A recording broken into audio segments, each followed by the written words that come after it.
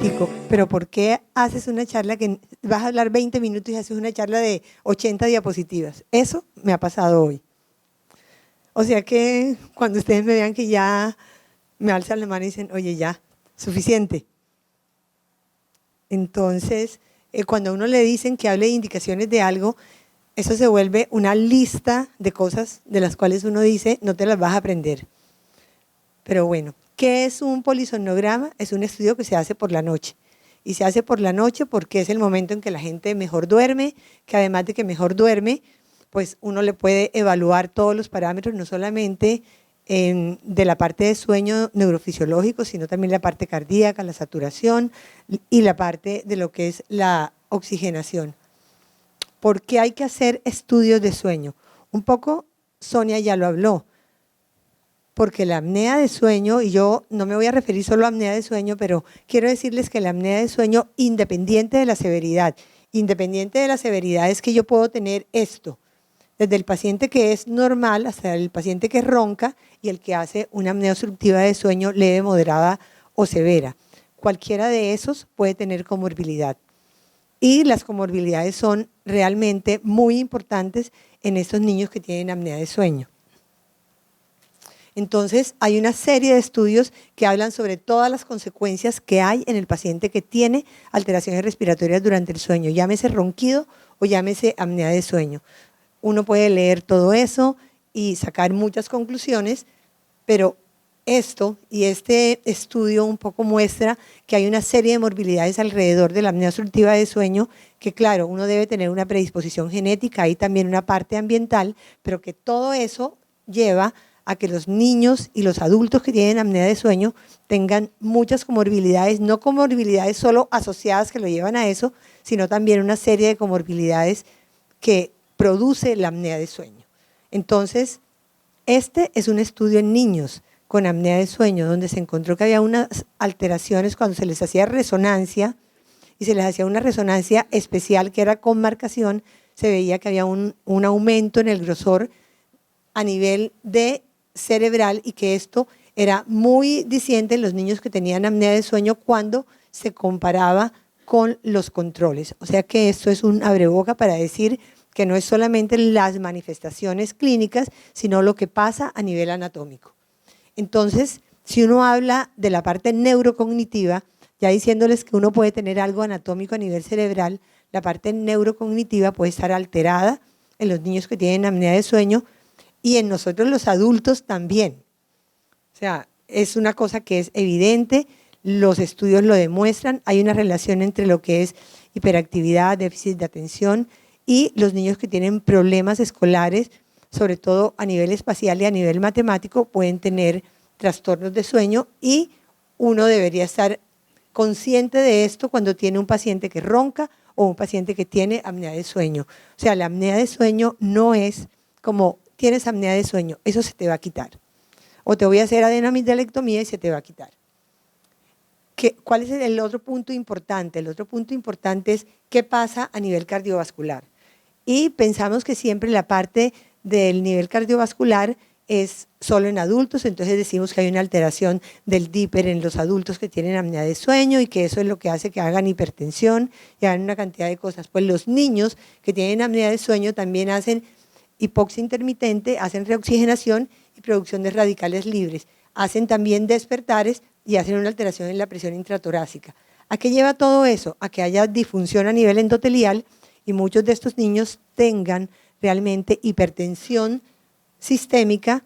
No se ha podido establecer muy bien la hipertensión pulmonar y la relación entre hipertensión pulmonar y apnea de sueño en los niños, pero se sabe que todos estos mecanismos fisiopatológicos llevan a que pueden tener alteraciones a nivel cardiovascular, empezando por la hipertensión.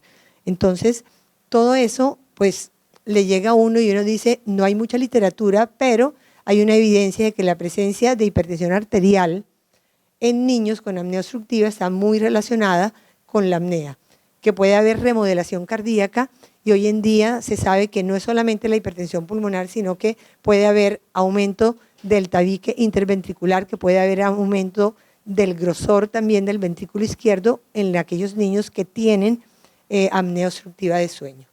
Entonces, esto es realmente como la importancia para ustedes de que hay que estudiar los niños que uno tiene sospecha de que tienen apnea de sueño. Si un niño ronca, si un niño, la mamá dice que de pronto tiene apnea de sueño y que además tiene factores de riesgo, pues hay que estudiarlo. ¿Y quiénes son los que captan esos pacientes? El médico general, el pediatra, porque cuando nos llegan a nosotros o ya llegan con todas las consecuencias neurocognitivas o las consecuencias cardiovasculares, si el médico de atención primaria no ha hecho nada. Entonces, ¿cuáles son las indicaciones? Aquí viene lo chévere porque son la lista. Entonces, ¿a quién hay que hacerle? Pues realmente hay que hacerle al que uno sospecha que tiene una alteración respiratoria durante el sueño o una alteración no respiratoria. Si yo sospecho algo, le hago el estudio. Si no lo sospecho, pues tengo que mirar los factores de riesgo para decidir si se justifica o no hacerle un estudio. Entonces, ¿quiénes tienen factores de riesgo? Los obesos, los niños prematuros, y no se sabe por qué el prematuro tiene una predisposición especial a hacer apnea obstructiva y apnea central. Y hay estudios a largo plazo que muestran que hasta la edad de 42 años, el que ha tenido antecedente de prematurez tiene un hazard ratio de 2 con respecto a los controles de hacer más apneas obstructivas en la edad adulta.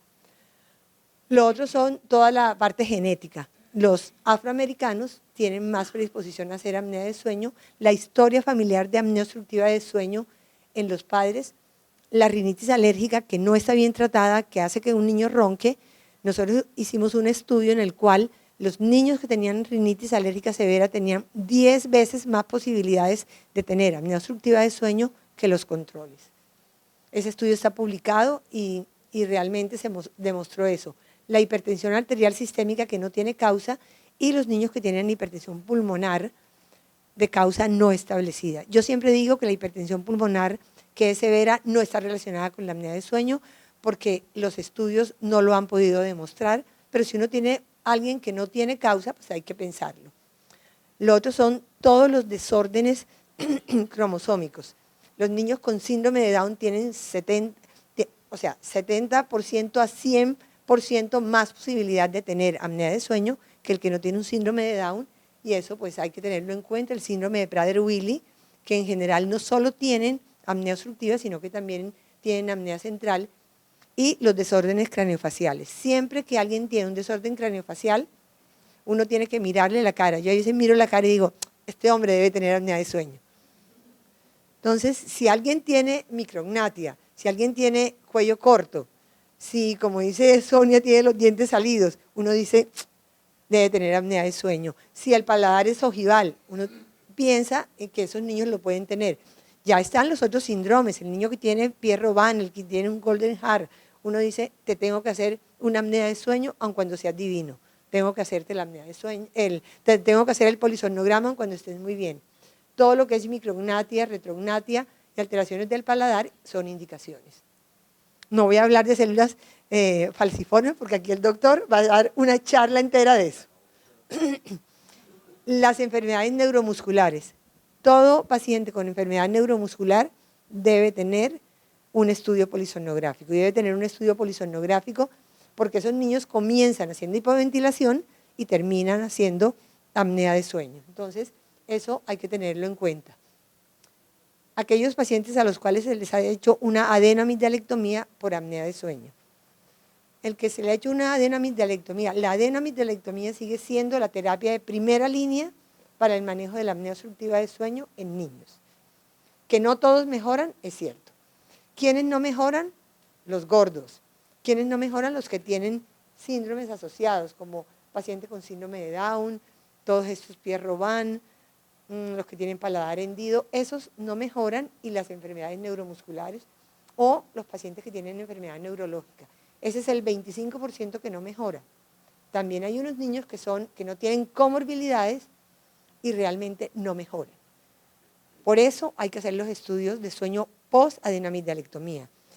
¿A quién yo le encamino más? Al que tiene una apnea de sueño severa. Ese sé que le debo hacer de todos modos. A los otros, dependiendo del cuadro clínico, hay veces decido no hacerles.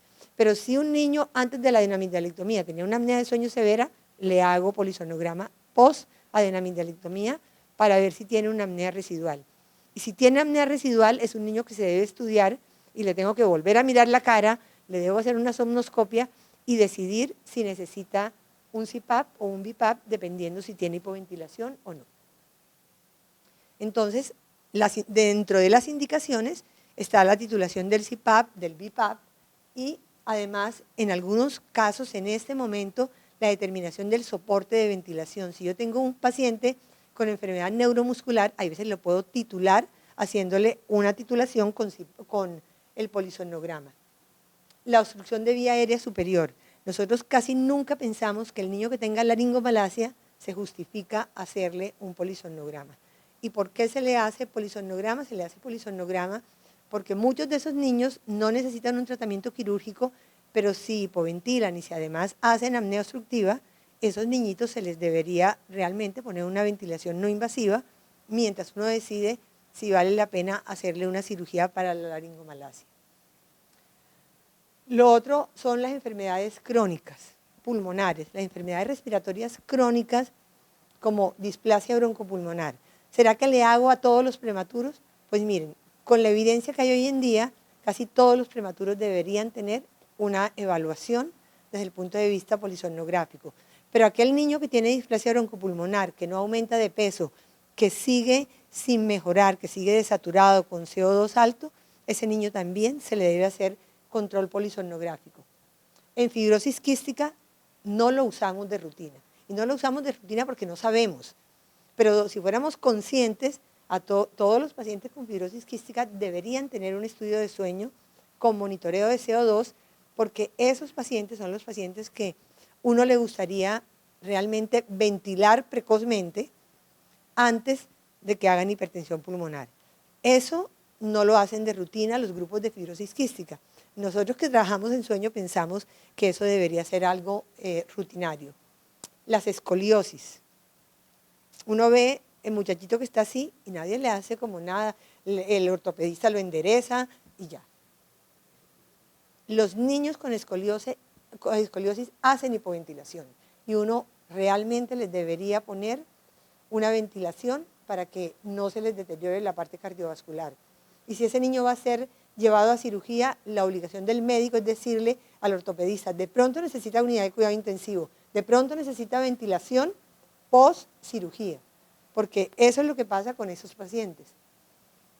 ¿Cuáles son las indicaciones no respiratorias? Bueno, si un niño tiene hipersomnia, o sea, se duerme todo el día, pero no tiene apnea de sueño, uno tiene que pensar que debe tener otro tipo de patología. La sospecha de narcolepsia. La sospecha de narcolepsia es una indicación de hacer polisomnograma y además hacer un test de latencia múltiple, que es que yo cojo al niño por el día y le comienzo a hacer unas siestas para mirar a ver si hace sueño REM o no hace sueño REM. Acuérdense que la narcolepsia es esa cosa del caballero de Rausán que se quedaba ahí dormido, quieto, y le daban esos fenómenos. Entonces, eso pues es parte importante de la indicación de polisomnografía, pero con test de latencia. Hay otros trastornos que son importantes, como son las parasomnias. Las parasomnias, claro, si yo tengo un niño que tiene pesadilla y que realmente no le veo nada más y que toda la descripción es como si fuera una pesadilla, tampoco le voy a hacer un polisomnograma. Pero esos niños que tienen, hay veces terrores nocturnos, que tienen movimientos estereotipados de cabeza o que tienen movimientos que no son habituales durante el sueño, hay que pensar en hacerle un polisomnograma. Los niños que tienen epilepsia y no se controlan y que tienen más síntomas nocturnos, uno debería hacer no solamente una telemetría, sino también un polisomnograma para mirar si es que las apneas le están desencadenando los episodios de convulsiones. Todos los trastornos de movimiento y cuando uno sospecha el movimiento periódico de piernas. Movimiento periódico de piernas siempre hemos pensado que es de adultos y hay una alta posibilidad de que un niño que tenga sueño, un niño que tenga hiperactividad, tenga movimiento periódico de piernas. Entonces, este es un polisomnograma en un niño de 7 años. Ustedes pueden ver que tiene la parte neurológica acá, la parte de tono. Estos son realmente hipopneas. Esto es una respiración paradójica que también es signo de que uno tiene aumento de resistencia de vía aérea. Esto es ronquido. Estos son apneas centrales con respiración periódica. Y esto se los quería mostrar. Cualquier informe de un polisomnograma debería tener unos parámetros. Y debería tener unos parámetros desde el punto de vista respiratorio y desde el punto de vista neurológico. Entonces es realmente tener como todos los parámetros de qué tanto sueño REM hizo, qué tanto sueño no REM, cuándo se apagó la luz, cuándo se prendió, qué pasó con la saturación de esos pacientes, cuál fue el nivel más bajo de saturación, mirar el T90, el T85. El T90 es la cantidad de sueño que yo paso teniendo una saturación menor de 90 o menor de 85. Debería tener también los parámetros de capnografía. No sé cuántos minutos me he pasado, pero ya voy a acabar de ver, se lo juro. Entonces, hoy en día, nosotros tenemos en la mente el polisomnograma y no creemos que hay otros estudios que se puedan hacer. Uno puede hacer poligrafía también en niños, no se hace en niños pequeños, sino en niños mayores de 3 años en general, pero es una buena realmente alternativa sabiendo a quién se le hace y cómo se hace. La capnografía, todo polisomnograma en los niños debería tener capnografía. Lo que pasa es que no en todos los laboratorios hay capnógrafo y hay veces es muy difícil tener capnógrafo o tener transcutáneo de CO2 para hacer la evaluación. ¿Por qué digo que es importante? Porque los niños no siempre hacen apnea, pero hacen hipoventilación. Y hacen hipoventilación es porque toda la noche hacen y no hacen como el adulto que y se queda ahí y se despierta. Los niños a veces no hacen eso, a no ser que tengan una obstrucción que sea muy importante. Entonces, la capnografía en los niños es importante. La oximetría, si uno tiene un oxímetro wow, que es insensible al movimiento, que graba, serviría. Entonces, la polisomnografía, antes de comenzar a hablarles, 2 minutos de poligrafía sigue siendo el patrón de oro. Pero hoy en día hay equipos portátiles que uno puede inclusive hacer los estudios en la casa, si no son niños sindromáticos, y hay por eso 4 niveles de equipos para hacer estudios de sueño. ¿Cuáles son los que más usamos nosotros? El del nivel 3 y el nivel 4. El nivel 4 casi no lo usamos en niños porque es tener solo un canal, entonces no lo usamos en general. ¿Y cuál es la diferencia entre una polisomnografía y una poligrafía? Esto. Este es un pantallazo de una polisomnografía donde ustedes ven la parte neurológica. Y este es el pantallazo de una poligrafía donde ustedes solo ven la parte cardiorrespiratoria. O sea, tienen una banda de tórax, tienen un canal que es el flujo respiratorio y además tienen la parte de la oximetría. Y ahí uno puede decidir hacer como un análisis. Entonces, pues, ¿qué monitoriza todo esto? Uno debería poder registrar el flujo nasal, el esfuerzo respiratorio, la saturación, el ronquido, la posición, la frecuencia cardíaca y el electromiograma tibial. Eso se puede registrar, se debería registrar. ¿Cuáles son las indicaciones de poligrafía? Yo no le pido poligrafía a todos los niños y no le voy a pedir poligrafía a un niño que de pronto no colabora mucho, pero las indicaciones son aquel paciente que tiene una alta probabilidad de apnea de sueño. Es el niño que yo digo, tú tienes una apnea de sueño, pase lo que pase la tienes. A ese se lo pido. Y eso es muy importante que ustedes lo sepan. Ahora, ¿en quién no se hace? En el que tiene una probabilidad intermedia o tiene comorbilidad. O sea, yo no le hago a un síndrome de Down una poligrafía. ¿Por qué no se la hago? Porque el síndrome de Down no solamente hace apnea obstructiva, hace apnea central, sino que también hace hipoventilación. Y es lo mismo que pasa con los niños que tienen enfermedad neurológica. Entonces, eso hay que tenerlo en cuenta. ¿Cuáles son las limitaciones? Las limitaciones es que como realmente yo no estoy mirando los alertamientos, pueda que un niño haga hipopneas y no hace alertamientos, no se desatura, pero hace alertamientos y yo no estoy marcando esa hipopnea. Esa es la desventaja de la poligrafía. monitoriza el tiempo en cama y no monitoriza el tiempo total de sueño. O sea que eso es también una alteración. Puede subestimar realmente los eventos respiratorios en una poligrafía. Pero el que tiene una alta probabilidad, me da lo mismo que tenga 10 por hora, que tenga 15 o que tenga 20. Igual lo debo tratar. Por eso el que tiene alta probabilidad se le puede hacer. Entonces, esto es una poligrafía donde no hay la parte neurofisiológica y hay todos estos parámetros que son los que se miden. Aquí ustedes ven un niño que está roncando y que tiene estos parámetros que son de ondas de aumento de resistencia. Y estos son hipopneas.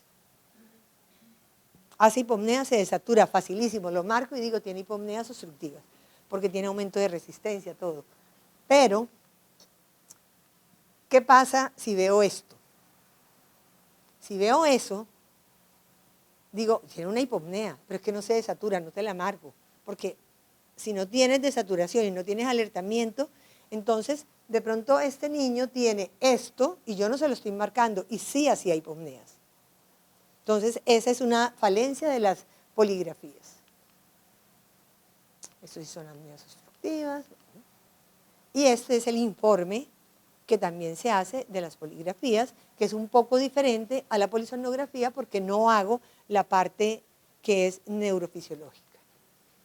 Entonces, si yo tengo una alta probabilidad de apnea de sueño y no tengo comorbilidades, puedo hacer una poligrafía en niños. Si tengo comorbilidades y no tengo una alta probabilidad, hago polisomnograma. Monitoreo de oxígeno y CO2 para terminar. Yo no les voy a hablar mucho de capnografía, solamente quiero decirles que esto es fundamental en los niños, que hay que hacer capnografía.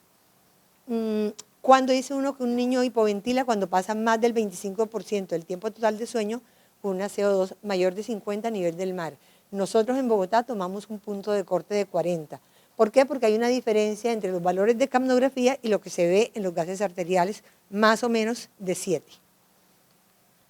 Entonces, todo niño debe tener una capnografía. Eso es lo ideal. La oximetría de pulso, los registros de oximetría, miren cómo son las gráficas. Este no tiene nada, pero este es una gráfica B, este es característico del que tiene una apnea de sueño y este de acá pues no me dice mayor cosa, pero se necesita un oxímetro que pueda tener registros para que yo haga eso y que el registro sea de 8 horas. Esto es vida real, donde hay la desaturación y miren, aquí se desatura y hace apnea, se desatura, aquí se desatura y hace apneas. Entonces, la oximetría sirve y puede ser un buen método de tamizaje, pero no dice si hay apneas centrales o apneas obstructivas. No es capaz de decir si hay hipoventilación. Y si una oximetría está normal y yo sospecho que alguien tiene una apnea de sueño, debo realmente hacerle un polisomnograma. Entonces, ¿cuáles son las fallas de la oximetría? Lo que les digo, no diferencia ninguna de estos puntos. Y para terminar, no para llevar mensajes a casa, les digo eso porque yo siempre le digo a mis residentes, a todos, ¿por qué tienen que decir que van a llevar un mensaje a la casa si tú eres médico? Tú no te vas a llevar esos mensajes a la casa. Tienes que llevártelos al hospital. Tienes que llevártelo a tu consultorio. Si te los llevas para la casa y los metes en un escritorio, nunca vas a hacer nada. O sea que deja de poner en las conclusiones que te vas a llevar el mensaje a casa.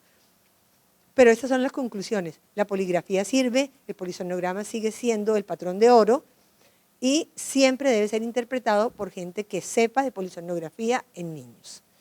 Y es un examen que es importante con todas las comorbilidades que ya les dije que produce la apnea de sueño o los problemas respiratorios durante el sueño. Gracias. ¿Cuánto me pasé? Gracias, doctora Audrey.